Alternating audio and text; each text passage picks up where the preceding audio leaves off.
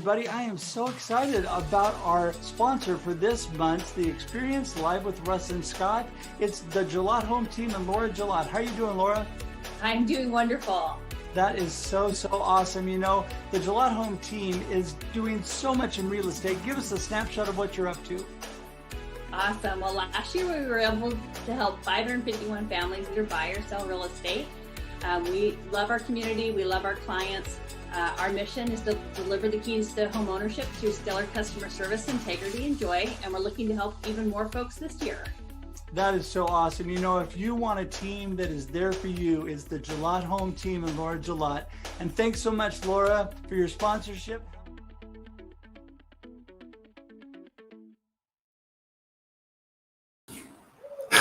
Well, Russ, not only was Laura and the Gillette team the sponsor for this month, they've been the sponsor for all of season 1 of the Experience Live with Russ and Scott. It's amazing. So, yeah, how wonderful. Yeah.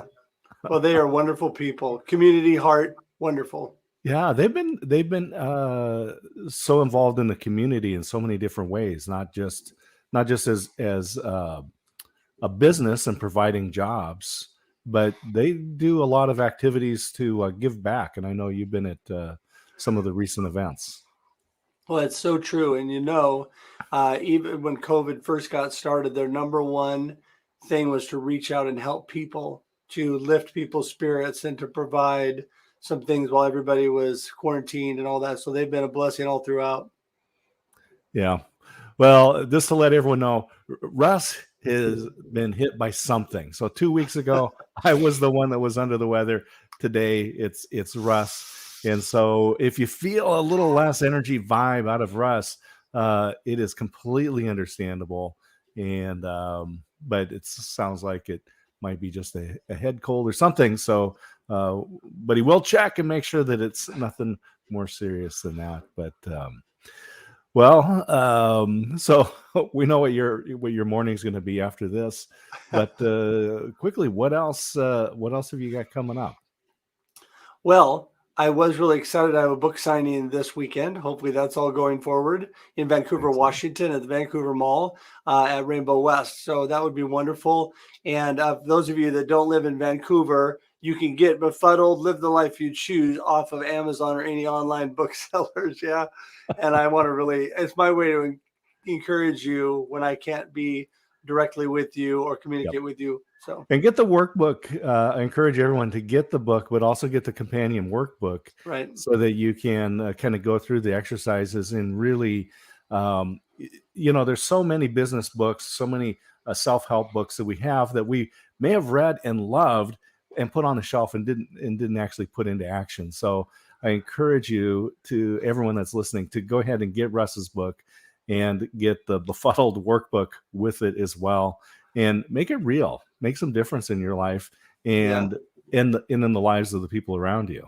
Speaking of books, you have a new book out. Yeah, so I get published another one, a short one out. It's a field guide really about business networking, and just talking to people, because I put links in there. Inside the book, there's some links to some free training that helps support the concepts in the book, and it's all about. It's called Relationships Grow Your Business. And so it really is a guide with some practical steps and some structure around your network. But because of that publication and the links in there, I've had a lot of requests. And so I'm going to start a program to help people get published on Amazon, take that knowledge and also turn it into an online course. Now, publishing on Amazon is free, and I've got a way that we can get a course set up for free and help people just improve their influence and be able to reach more customers. So, so that's a program that I'm creating, and do that in 90 days or less. Yeah, that's very, very exciting for you. I'm excited. All I can say is... Well, hey, so the opening video, Russ, and this is the last episode for season 1, and we'll be on our summer hiatus coming back in September, and we've got great guests lined up. But I'm looking through and I'm looking at just the wonderful people that we've been able to talk to over these last few months since we started in January. Yeah. And that very first episode, when I woke up to no power in the house and broadcast from the car down the street on my phone. And so we've had some great guests, and today is no different. We have Amanda Tento and Amanda Ewing-Rice, and I am really excited for that. So without any further ado, let's bring Amanda in. Let's bring Amanda in. Okay, we're going to give them a heads up so they know which Amanda we're bringing in. We're going to bring Amanda Ewing-Rice in first. Indeed. She's all ready to go. Hey, Amanda. Hi, how are you? Hey, good. Amanda. It is great to see you again. Thanks. I was commenting before we got in. I love the Barcelona chair that she's got in there. It's so classic. And with that, Amanda, tell us, now you're down San Francisco, Bay Area. I am. And tell us what's going on in your world. So it's been a really interesting week. I recently had a house fire. Oh, no. So I'm dealing with that. But, we got really lucky. It didn't damage anything in our actual house. And just kind of going through insurance things. But other than that, business has been really great. Weather has been relatively nice. And what business are you in? So I am an estate planning attorney. All right. And how did you chat? Now, in law, so I know when you go to law school is pretty general. And then at some point you have to decide that you're going to go into that. How did you make that decision? So in undergraduate, I was actually working with Jumpstart, which is a preschool program. And I really loved teaching. Mm-hmm. And so when I went to law school, I wanted to go into something that was really a teaching experience. And so my first experience with a pro bono law clinic was estate planning. And I loved it. And I knew at that moment that that's what I wanted to do. And it's definitely teaching every day. And I just love it. Yeah. So when you talk about estate planning, so just so that everyone has an understanding. So how does that work? Why would people come to Amanda? Yeah. So, estate planning in general is just making sure that if you become incapacitated or if you pass away, that somebody is in line to step in and act on your behalf. And it's really not a conversation that a lot of people want to have, but I try to make it as easy as possible for people to have these conversations and go through, the different documents and everything kind of like legally it's like kind of overwhelming. I try to keep it as simple as possible, go through it and lay it out so people really think it's just easy. It's done. And I try to do that for them. No, that's great. Yeah, I know that throughout history, there's been some great noticeable cases like Walt Disney and so forth, where they really didn't do that type of planning. And so everything in their life became public. It all has to go through courts. And when you take the steps to do estate planning, you can kind of make sure that your will is your will, right? And that the family information is private, I think.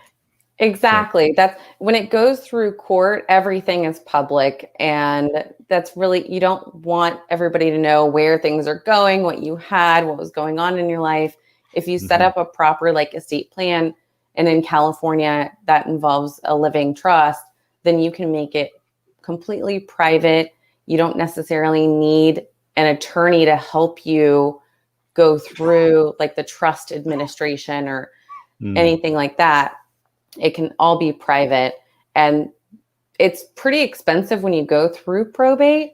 If you have $1 million, it's kind of the costs and fees for the executor, the attorneys can be almost $40,000, which you can avoid by setting up a trust and spending $2,000, $3,000. So you're saving a ton of money by pre-planning.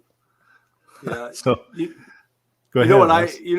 I love about you, Amanda, is you're just so personable. You're so easy to talk to, and I know that you make it so much easier for people because it's a big deal getting planned. I've had to go through that with my parents, and I had to go through that. My wife and I just recently updated all of our stuff, and so it's a big deal to get all that going the right direction. And it's just a blessing that there's somebody like you that really cares about people that's there to help them. So let's go Thank on the you. opposite end because Amanda, you're helping folks keep their information within the family, but we have Amanda Tento, who is all about making sure people know everything about you. So Russ, let's bring in Amanda. Amanda, we'll go ahead and get you off mute and have you go ahead and tell us what's going on in your world and how you help businesses. Yes, thank you. Thank you so much for having me. And like you said, I am trying to get all of the information out there that can possibly be out there, but it's for business owners, so not necessarily your personal information, which is good. But I help business owners with Google My Business and getting seen, getting into that top 3 on the local pack, and really just getting those clients that they need to keep going and growing. So Google My Business, what is that? Yeah. So if you take out your phone right now and you look at, a coffee shop near me, for example. Yeah. So yeah, there you go, Russ. Russ is doing it. Good. So you take out your phone, you look for a coffee shop near me. There's going to be 3 little results that come up. And those results are actually the Google My Business listings for those particular businesses. So that's what Google My Business is. But what a lot of business owners don't realize is that they have control of that listing and all of the information in there. And the way that you put the information in influences your ranking on Google. Yeah, this is one of those things that, you know, in the old days, not that many years ago, when search engines were new and Google was one of them, their little crawlers would go out through the websites, gather us all this information, stored it in a database. And when we did a search, we're actually searching the Google database. And then the link would come up, you'd click on it, and you'd go off to russhedge.com and you'd buy a copy of Befuddled, right? Of course, that's what everyone was looking for. And Google decided that it was more profitable for them if people stayed on Google, right? Definitely. And so when I say coffee shops near me and those listings come up, they can tell me right now, are they open? What are their hours? Even their menu, phone number, everything is right there. Pictures, reviews, everything I need. And then I don't even need to leave Google. Yeah, that's so true. I just want to say that I'm pretty excited, Amanda. I just put in marketing coaching, and the number 1 name on the list, Russ Hedge, coach and motivational speaker. I must be doing something right. That's awesome. I love it. I love it. So I'm so glad to hear that. Amanda Ewing-Rice. So I want to have this opportunity for the 2 Amandas to kind of talk about maybe Amanda's business there doing law and estate planning, and Amanda Tento talking about how you would go about helping each other. What are these services, these estate services? How would they get found on Google My Business? We got just a little workshop opportunity that I know will help everybody out there. Yes, definitely. So I will start because I think, hi, Alan. Definitely think that, your business an estate planning firm can benefit greatly from Google My Business. I'm sure you already have a listing. It's just optimizing that listing and making sure that you're showing up in the areas that you want to be seen in, for the people that have those estates. You don't want to show up in areas where people are not even going to think about estate planning. You want to make sure you're showing up in places where people are, getting ready or actively planning or anything like that, protecting those assets. So strategically picking those areas and those people is going to be one step. Google gives you 20 different opportunities to put in different zip codes where you can, say, I want to be showing up in this area or that area. So that would be my first recommendation to you, is to just go in and, change those areas. Yeah. And that's something that as a business owner, you sit there and I'm practicing estate planning and I'm trying to be on social media. I'm trying to manage my Google My Business. And then you're sitting there and you're like, okay, that's on the list.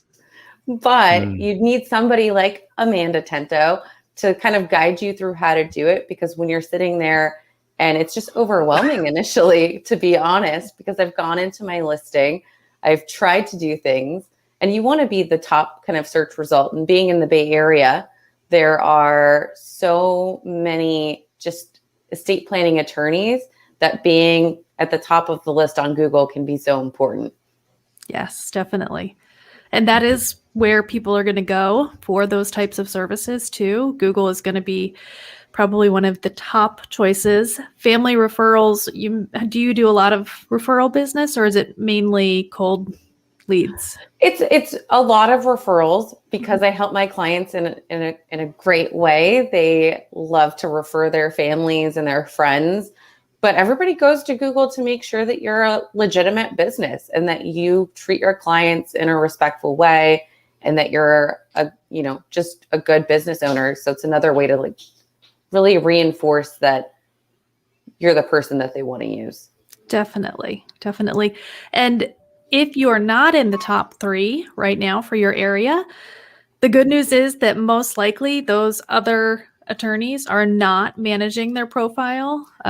Most, of the 50% that are claimed, probably maybe 2% are actually out there managing their listing the way that it can be managed in order to get into that top. And they're probably just there by accident. So I'm guilty of that. I'm guilty of going in and being, I've claimed it, but I'm not really actively doing anything with it. So I need to go in and follow your guidance for that, for sure. Yeah, definitely. So Amanda Tento, how often? So let's just say Amanda Ewing-Rice just wanted to put on her calendar a little tickler that just said, "Go to Google My Business." How often should she do it, and what might she do when she was there? So Google wants you to do it a minimum of 1 time per week. So once every 7 days. And that is, and when I say do it, that means posting an update. So it could be a COVID update. It could be a product, a service. It could be an event. If you have some sort of online class or anything like that, you can post that. And you can also just post a what's new update where you put a picture and a very nice keyword rich description and then a call to action. So there's 6 different calls to action that you can choose from. Making those posts, I recommend doing it 3 times a week. And for some people, that's a little overwhelming when you think, okay, like you just said, I have to do this and I have to do Instagram and Facebook and LinkedIn and all of the things. But there are different scheduling tools that will make it a lot easier for you. My favorite one is Social Bee. That is an amazing scheduling tool where you can literally schedule to Google My Business, LinkedIn groups, everything. And that's a way to make it really easy for you. I'm gonna have to write that down. Scheduling Bee. It's Social Bee. Yeah, so Social Bee. That's okay. I can't hear this morning either. So Social Bee. This is one of those things. So Amanda Ewing-Rice could have maybe someone on her staff once a month go into Social Bee and do these schedule these weekly postings, so they could do the 4, 6, or 12 postings in probably a very short period of time. And so not having to go in every week or multiple times per week, but maybe a staff member could go in once a month. Yes. That's a great idea. That is.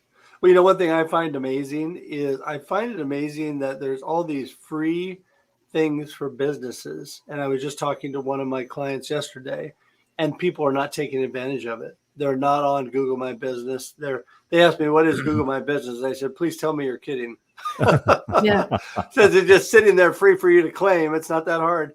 And and social media and all the things there. I mean, even if, and this one client was telling me he doesn't like going on Google and social media. I said, well, I mean, most people don't, honestly. You just need to do what you're saying, be more intentional, proactive, schedule, and do things so that it's an advantage for you. Because number one thing, people joke with me because I'm the selfie guy and I'm on social media all the time, but I'm really not. I post a lot.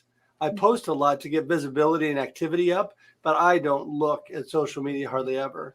So people just need to realize it is your choice. You can go on social media and not look at all the stuff that's there. I was at a conference in Guy Kawasaki, and a lot of people remember Guy as the evangelist for Apple for Macintosh, and been pretty famous. And so I was at this conference. He was there giving a talk, and he says the only reason he's on social media is for business. He says, I don't want to be your friend. He's like, I got plenty of friends. I got a wife, 3 kids, 2 dogs, a cat, a bunny, some goldfish, right? He says, I don't want to be, the only reason I'm there is for business. And that's really, whether or not you're a social media person or a Google person, your clients and prospective clients are. And it's just a communications channel. Yeah. So there was a time when the telephone was new, and business owners they're like, I don't have a phone. I don't want to have a phone. I don't know anyone has a phone. Why would I put a phone in my business? But today, no one would start a business without having a phone, a business phone, and a website. And these are just now required tools to be in business. Yes. Definitely. And that's where I've noticed before, like maybe 2 years ago, having an Instagram for a law firm didn't make sense. And now that's where people go kind of for information and to learn about different things. And so now I know as a law firm, we need an Instagram. And so that's something that I've been, trying to develop along with my, my Google posting and how people see me visibly online, but really just going in and proactively doing those things is really important. Yep. It doesn't take you don't have to be hugely active, but it is a communication channel. You are sharing about the business, and a lot of people, this is what they use for communication. So my son, he's 18 years old. I don't call him. I don't send him text messages. We communicate through the messaging on Snapchat because that works for him. That works for me. So I can say I'm not really a Snapchat guy, but I use Snapchat. Right. It's interesting. I haven't used Snapchat for so long when my kids were in college. One thing that I found, Scott, you mentioned earlier, and just a slight twist on what you said. I'm all about relationship marketing, and I think friends help friends, right? So I am all about being friends with people, but being a friend is being a positive influence. Being a friend is not sitting there and droning on about all the negative things in the world. And that's where I really separate social media. If I can be a bright light of positivity and the things that I send out to my friends, that's what I want to do. I'm honestly not going to look at most of the posts they put on. Thank God I have a beautiful wife who tells me when there's things important on there that I need to look at. But she'll normally alert me. But my whole goal is to I always say be an actor, not a reactor. My whole goal is to act, to do the positive, uplifting things I want to do on social media or Google, and then leave the rest for everybody else. But I do want to be friends because I think relationship marketing is so important. They're the people that are going to be your community and help your business. And I love this too, Amanda Ewing-Rice, that you were talking about the referrals and people wanting, people who give you referrals. And just going away from Google My Business for a moment and sticking on Instagram. Instagram is very popular with the demographic likely that would be great customers for you. And if you have that presence for the business on Instagram, and some friend says, let me just, and they'll tag each other in there. So now that in your description, you've got the link to your website and all that stuff. And this is how referrals can happen. And definitely. Go ahead. Yeah, I've noticed that with just kind of like referral marketing. I've met people just through kind of networking, and then we become really great friends. And their way of kind of referring me to people is either by saying, hey, look at her Yelp reviews, look at all of those other things, and just getting me connected with other people that way too. And that's a great thing too, Amanda. Tento, you're just talking about these Yelp reviews, but what about Google reviews, and how do people get reviews? Of course, we want good reviews, and how do we deal with those reviews that are negative? What should we do? So, to talk about how to get reviews, you definitely want to have some sort of system in place for once your clients, whatever work that is, once that relationship is, or the transaction is completed, you want to have some sort of system in place. And this is really important for high volume businesses because they're going to have like 30, 40 clients in there in a day. And you need to make sure that you have a system in place for getting those reviews and capturing them. For someone like Amanda, I would say you would want to have also that review system in place, but make it a little more personal. Or if they're in your office and they're sitting there waiting for you to do something, I always recommend having a QR code. And that QR code is going to lead right to your Google review link. And just have that in your office, at your front desk, wherever in your business. And then that way it's going to trigger them, just say, oh, if you have a minute while you're sitting here waiting for us to finish this up, go ahead and leave us a review. They're in that zone of like, I'm here. Is the service good? Like that kind of thing. So that's one of the ways that I would recommend generating reviews. And then as far as responding to the not so nice reviews, you definitely want to respond, and you want to respond in a way, and this is how I always word it. You want to respond not to that person, but to that person, like to a potential customer that might be reading the response. Because if you go on there and you're saying, oh, no, I don't like, or that didn't happen, you're wrong. Like, it's just a very negative tone.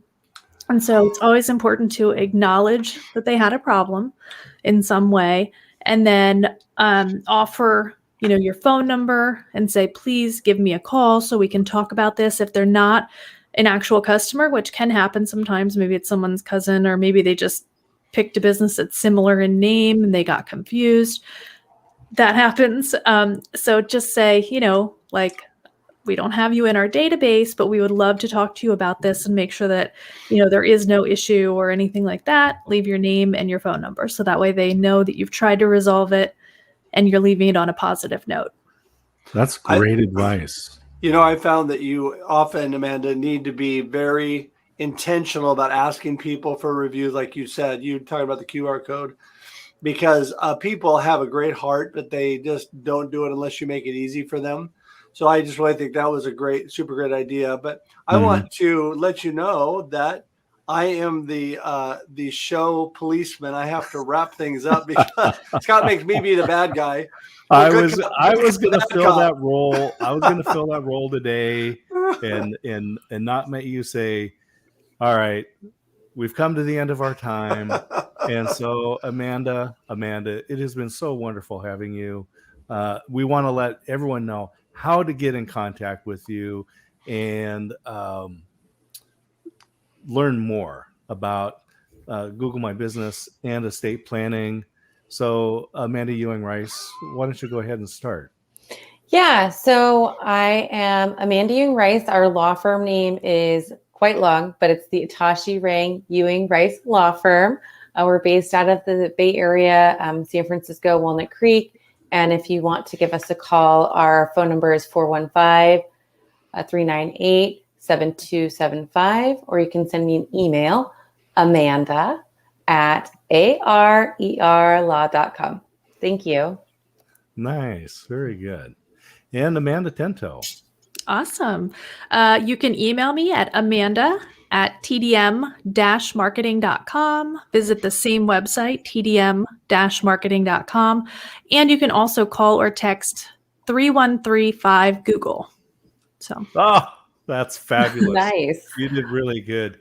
Hey, just speaking of those, and I saw that we had a message from Alan. He just thinks that the QR codes are a great idea, and actually have a friend that had some temporary tattoos made up that are QR codes. Oh, that's Oh, hilarious. wow. For one of his clients, and I just thought that is hilarious. Anyway, what fun. Russ, even though you have like almost no voice, I will let you send us out. Well, I appreciate you both so much, and I want to thank you. This has been wonderful. I've learned a lot, and so I've told you both when we connected that I am an ongoing connection person. I consider you both friends, and thank you so much for that. And so we will definitely talk. And when I have questions about my will and estate and all that, I will call you, Amanda. And when I have issues with my Google My Business, Amanda, I'll call you. So it'll be easy to remember. At least I only have to remember Amanda after this one. So that's good. Good. But thank you. And we appreciate you both. I'm going to send you out to the green room, but hang tight. And Scott and I are going to wrap things up. Thank you. Thank you. Thank you. Well, you made it through, Russ. Woo! I have one more show this afternoon. Authentic Rhythms. That is a brand new show. It's going to be every other week, and that is with La Casa Gaboldo this afternoon. Yep. And I'm gonna limp through that show. I'm gonna make it. I just wanted to. Alan, I am gonna rest. Yeah, I'm gonna actually after I go get tested, I'm going to go straight to bed for a while. But Set anyway, the alarm. Yeah. Anyway, thank you, Scott. Well, Thanks I'm excited for that show, and again, we are. This is the end of season 1 of the Experience Live with Russ and Scott. I just want to thank Russ for being such a great friend and being a great guy, a great host, and for doing. You do so much of the work to make the Experience the show that it is, and all the promotion and the graphics and scheduling the guests. You have made season 1 a fabulous experience for me. Thank you so much. Yeah, you're so welcome. I love doing it, and it's been a total blast. And so, thank you, everybody. We are going to be back in mid-September. Look at all your social media for posts coming up, and super excited about what we've got coming up. The next show is actually on the 15th, September 15th. And we're going to have Oleg and Usama, which is going to be quite a duo. So you're going to want to tune in for that.